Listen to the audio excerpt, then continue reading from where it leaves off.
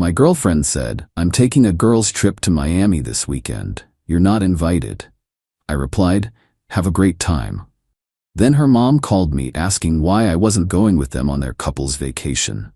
When I sent her mom the screenshots of her girls' trip group chat that included her ex, I, 31 male, was sitting on the couch last Thursday when my girlfriend Sophia, 29, dropped her announcement. We'd been together for 4 years, living together for 2. "So I'm taking a girls' trip to Miami this weekend," she said, not looking up from her phone. "Just me, Jenna, and Cassie. You're not invited, obviously." The way she said it, like I was some random dude trying to crash a party, caught me off guard. "This weekend? That's pretty sudden." She rolled her eyes. "God, do I need to run everything by you? It's just 3 days. You'll survive." "I'm not saying you can't go, just seems last minute." Well, the flights were cheap, and Jenna found a great Airbnb. We leave tomorrow afternoon. Something felt off. We usually plan trips together, or at least discuss them. This authoritative announcement thing was new. "All right, have a great time," I said. She seemed surprised I didn't push back more. "Really? You're not gonna sulk about it?" "Why would I? You want a girls' weekend, go have fun." Friday morning, she was packing like someone fleeing a crime scene. 2 huge suitcases for a 3-day trip. Lots of dresses, heels, makeup. Seemed excessive for hanging with the girls, but whatever. Dropped her at the airport. Quick peck goodbye. "Try not to burn the apartment down," she said. Hilarious. Got home, ordered Chinese, queued up some shows I'd been meaning to watch. Perfect bachelor weekend ahead. Then Saturday morning happened. My phone rang at 7 a.m. Sophia's mom, Diane. "Hi, sweetie. Just calling to check what time you two are landing. I've got the rental house all ready." My brain short-circuited. "Landing? What rental house?" Long pause. "The beach house I rented for the couple's weekend? Sophia said you were both flying down today to meet us." "Diane, Sophia told me she was on a girls' trip, said I wasn't invited." Another pause. Then, "Girls' trip? She told me you two were celebrating your anniversary early with us. I even invited her sister and brother-in-law. Cost me a fortune." My stomach dropped. "She's not with you?" "No, she said you were flying together today. What's going on?" "I honestly don't know. Let me figure this out and call you back."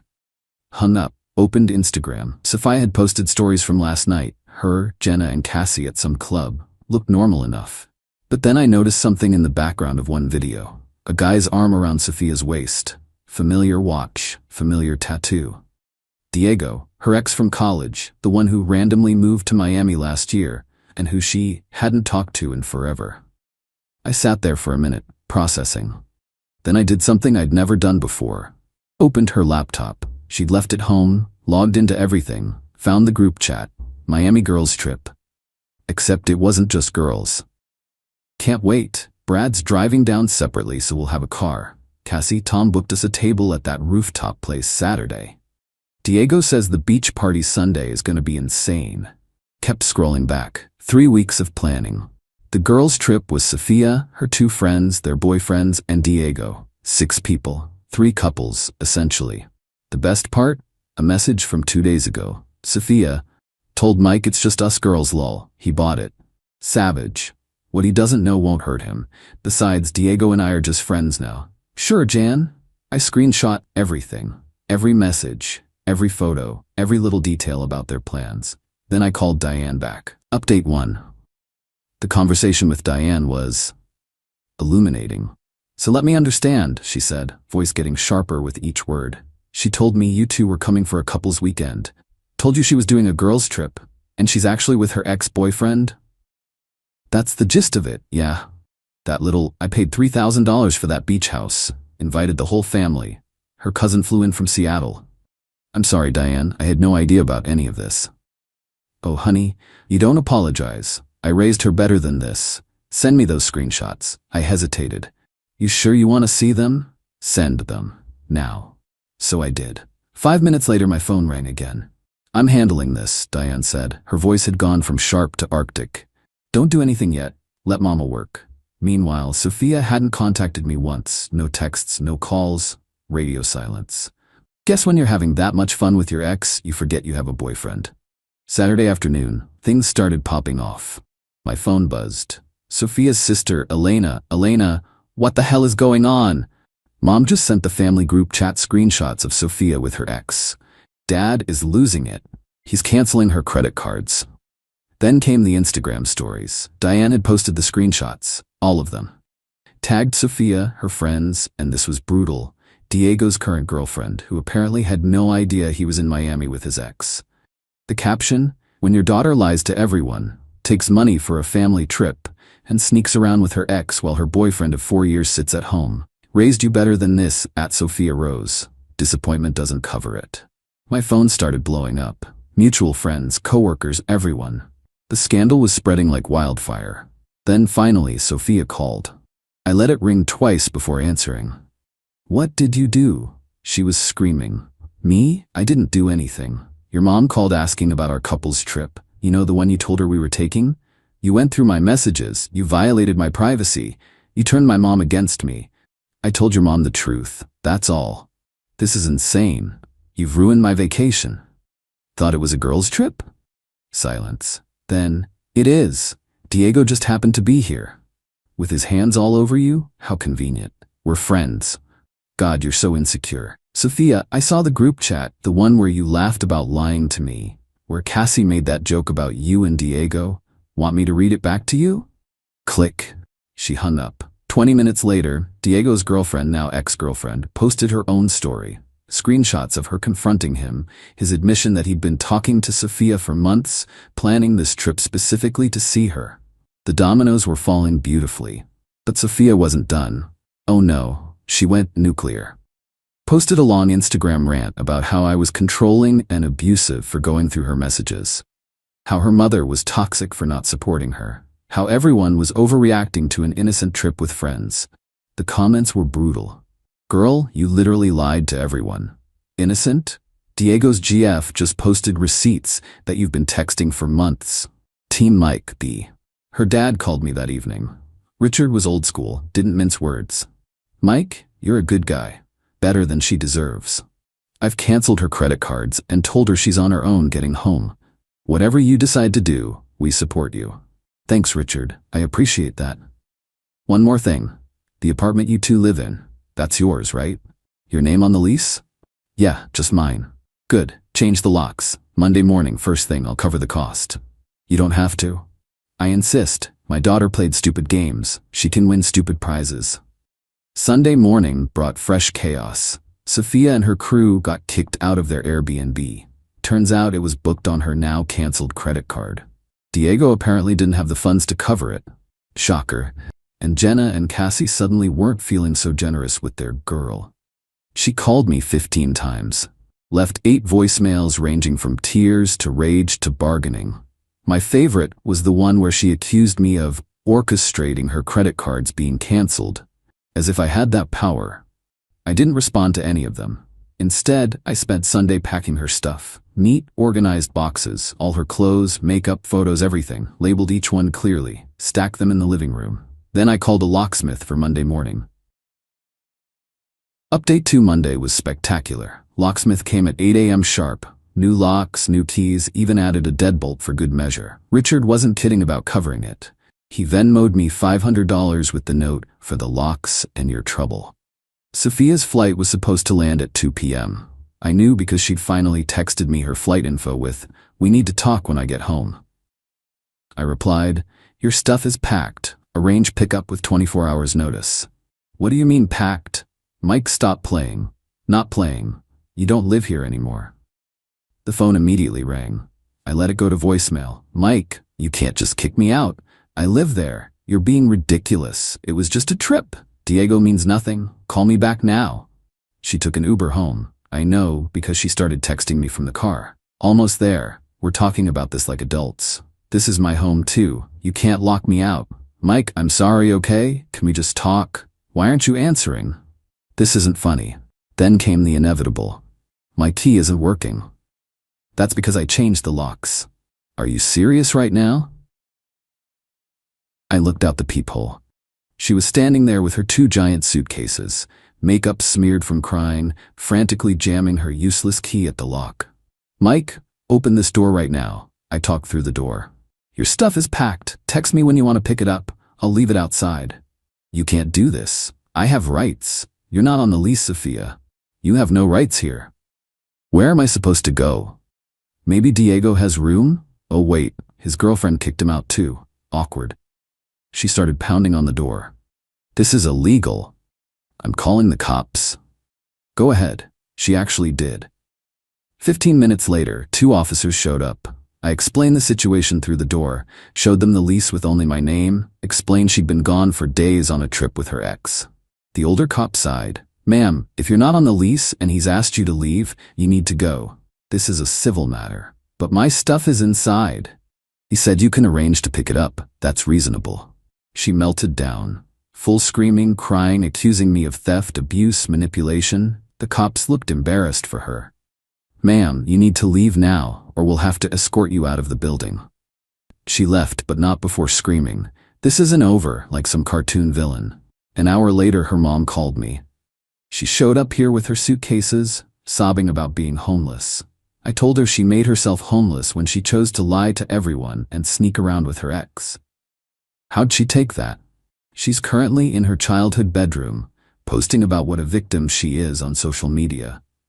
I give her 3 days before I kick her out too. I didn't raise a liar. The social media meltdown was something to behold. Sophia posted a dozen stories about her abusive ex, me, who threw her out on the street, and her toxic family, who chose him over their own daughter. The responses were not what she hoped for. Her cousin, "Didn't you lie about the trip though?" A mutual friend, "Girl, everyone saw the screenshots. Just take the L." Jenna, her partner in crime, "Maybe don't put this on social media?" Even better, Diego tried to come to her defense, posting about how real friends support each other and how people are too quick to judge. His ex-girlfriend responded with more screenshots of his texts, including ones where he called Sophia, the one that got away, and said he was gonna shoot his shot in Miami. Sophia deleted everything and went private within 2 hours. Tuesday, she sent her brother Antonio to get her stuff. I had everything waiting outside my door, 17 boxes, all clearly labeled. "Hey man," he said, looking uncomfortable. "Sorry about all this. Not your fault." For what it's worth, the whole family thinks she's lost her mind. Even Mom's done with her shit. "How's she doing?" he snorted. "She's at Mom's, calling lawyers about illegal eviction. They keep telling her she has no case. It's been entertaining." As he loaded the last box, he paused. "You dodged a bullet, bro. I love my sister, but she showed you who she really is." Wednesday brought the final act of desperation. A handwritten letter slipped under my door. 3 pages of word salad about how I misunderstood the situation, how Diego was just a friend, how her friends pressured her to lie, how she never meant to hurt me. The best part was the end. "I'm willing to forgive you for changing the locks if you're willing to work through this together." She was willing to forgive me. I took a photo of the letter and sent it to her dad. His response, "The audacity is genetic. Got it from her grandmother. Stay strong." Update 3, final. It's been 3 weeks now since the Miami disaster. The fallout has been comprehensive. Sophia lasted exactly 5 days at her parents' house before Diane kicked her out. Apparently, she kept lying about little things, playing the victim, and refusing to take any responsibility. The final straw was when Diane caught her trying to sell some family jewelry to fund a new apartment deposit. "I'm done enabling her," Diane told me when she called to apologize for the 100th time. She needs to learn that actions have consequences. Sophia moved in with Jenna, which lasted about 72 hours. According to the Gossip Network, Elena kept me updated. Bless her, Sophia expected Jenna to cover her rent, food, everything, while she got back on her feet. Jenna's boyfriend Brad shut that down real quick. She then tried Cassie, who straight up said no. Apparently their Miami trip friend group imploded when everyone's significant others found out the truth. Brad dumped Jenna for lying to him about the nature of the trip. Tom and Cassie are on a break. The girls' trip crew turned into a circular firing squad of blame. But here's where it gets really interesting. Diego, thinking he was being smooth, offered to let Sophia crash at his place. She actually took him up on it. Lasted one night before his roommate, who was friends with his ex-girlfriend, threatened to throw them both out. Diego backpedaled so fast he left skid marks, told Sophia it was too complicated, and she needed to find somewhere else. She ended up in some sketchy extended stay motel, paying week to week with whatever money she could scrape together. Her job at the marketing firm started asking questions about her sudden performance issues and excessive absences. Turns out crying at your desk and spending all day on your phone trying to find housing doesn't impress employers. Then came the email that made me laugh out loud. From Sophia, 2 weeks after everything went down. Subject line, business proposal. I kid you not, she asked me to loan her $5,000 for a deposit on a new apartment. She laid out a payment plan where she'd pay me back over 2 years with minimal interest.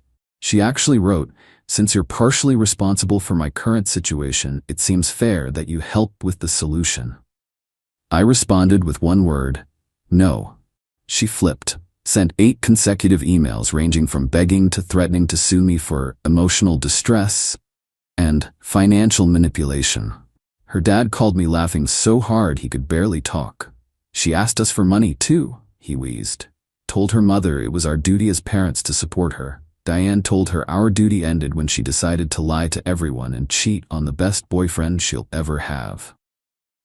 The last I heard through Alina, Sophia had to move back to her hometown 3 states away to live with her grandmother, the only family member still willing to take her in. Her Instagram bio went from marketing queen, living my best life in the city, to just a plant emoji. She posts maybe once a month now, usually some motivational quote about growth through adversity or learning to trust again. Diego completely ghosted her once she left the city. Blocked her on everything. He's already dating someone new, according to his social media. When Sophia found out, she sent me a drunk text at 2 a.m. I threw away everything for nothing. I didn't respond. The friend group never recovered. Jenna and Cassie don't talk anymore. Both blame each other for the Miami plan. Their entire social circle fractured. The group chat that started it all was deleted, but not before someone leaked everything to a local gossip blog. Sophia became a cautionary tale in our city's dating scene. Her family still checks in on me. Richard and Diane invited me for Thanksgiving. I politely declined but appreciated the gesture. Elena sends me memes about dodging bullets. Antonio and I actually became friends. We play basketball together on Thursdays. As for me, I'm good. Better than good, actually. The apartment feels like mine again. I redecorated, got rid of everything that reminded me of her. Started therapy to work through the trust issues, because lying for weeks and gaslighting someone does leave a mark. Met someone new last week at a bookstore. Her name's Valerie. We're taking it slow, but she seems genuine. When I told her the Miami story on our second coffee date, she nearly spit out her latte laughing. "Wait, she was willing to forgive you?" she gasped. The audacity. Yeah, that's what I thought too. Last week, I got one final text from a number I didn't recognize. It was Sophia, using someone's phone. "I know you'll probably delete this, but I wanted you to know I'm in therapy now, working on myself. I realize now what I lost. You deserved better. I'm sorry." I didn't respond, but I didn't delete it either. It sits there in my messages, a reminder that sometimes the best response to betrayal isn't revenge. Sometimes it's just stepping aside and letting people face the natural consequences of their choices. She wanted to lie to everyone and party with her ex in Miami? Cool. She got exactly that, and she lost everything else in the process. Her mom was right about one thing. Sophia played stupid games. She won exactly the prizes she earned. No more, no less. The lock stayed changed. My life moved forward. And somewhere, 3 states away, Sophia's learning that you can't lie your way through life without eventually running out of people willing to believe you. Funny how that works.